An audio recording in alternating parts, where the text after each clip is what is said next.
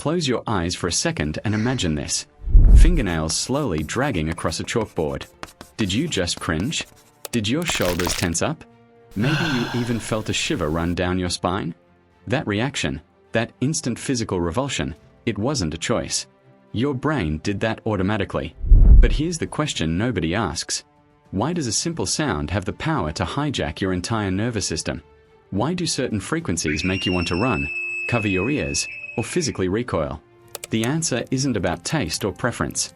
It's about survival. And it goes back thousands of years. Here's what's happening in your brain when you hear an irritating sound. The moment those high-pitched, grating frequencies hit your ears, they bypass your logical thinking entirely. They go straight to your amygdala, the ancient, primitive part of your brain responsible for fear and threat detection. Your amygdala doesn't ask questions. It doesn't analyze. It just reacts. And when it hears certain sounds, specific frequencies between 2000 to 5000 hertz, it interprets them as danger. Why? Because for our ancestors, sounds in that range weren't just annoying. They were warnings. The scream of a predator, the shriek of a primate in distress, the sharp cry of an infant signaling immediate need. These weren't sounds you could ignore. They demanded action. Fight or flight. Respond or die. So your brain evolved to make those sounds impossible to tune out. It wired itself to feel them physically. Tension, discomfort, even nausea, so you'd pay attention. And thousands of years later, that wiring is still there. Let's talk about one of the most universally hated sounds, a baby crying. If you've ever been on a plane with a screaming infant, you know the feeling. That piercing, relentless wail that cuts through everything. You can't ignore it. You can't escape it. It hijacks your attention completely. And that's exactly the point. A baby's cry evolved to be maximally irritating on purpose.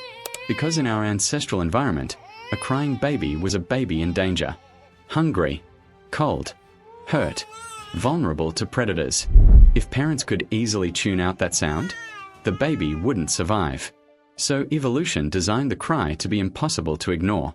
It sits right in that 2000 to 5000 hertz sweet spot, the frequency range our ears are most sensitive to. Your brain interprets it as an emergency. Your stress hormones spike. Your heart rate increases. You feel an overwhelming urge to make it stop.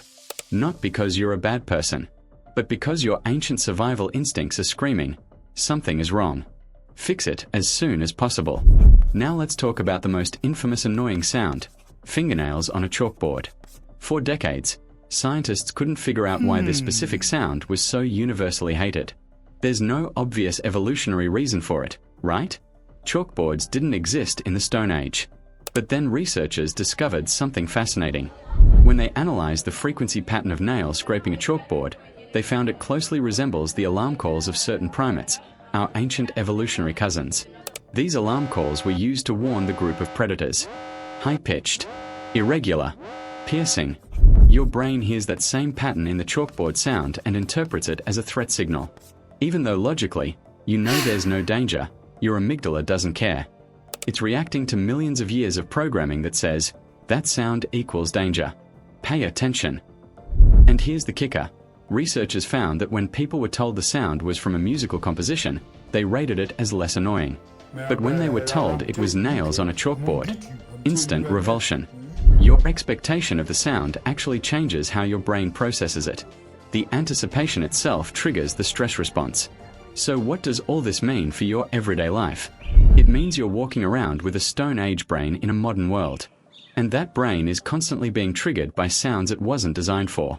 Car alarms, notification pings, microwave beeps, construction drills, the hum of fluorescent lights.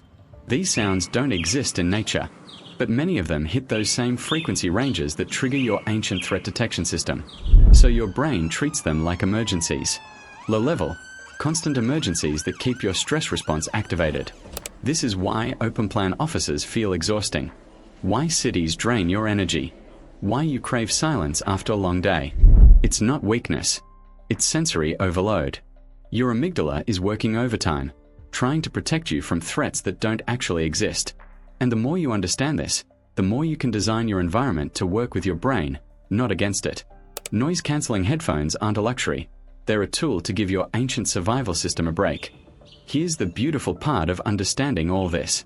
Once you realize your reactions to sound aren't personal flaws or quirks, they're evolutionary adaptations, you can stop judging yourself for them. You're not too sensitive because open offices stress you out. You're not difficult because certain sounds make you physically uncomfortable. You're human, with a brain designed to detect threats. And in a world full of artificial noise, that brain is doing exactly what it was built to do. The sounds you hate? They're echoes of your ancestors' survival strategies. Warnings that kept them alive. Signals that ensured babies were fed, predators were avoided, danger was recognized. You inherited that system. And most of the time, it's a gift. But sometimes, in our modern world, it's a burden. So give yourself permission to protect your ears, to seek silence, to honor the fact that your brain is working exactly as designed, even when that design feels outdated.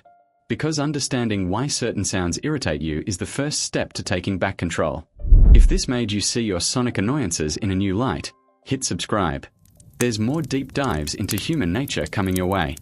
I'll see you in the next one.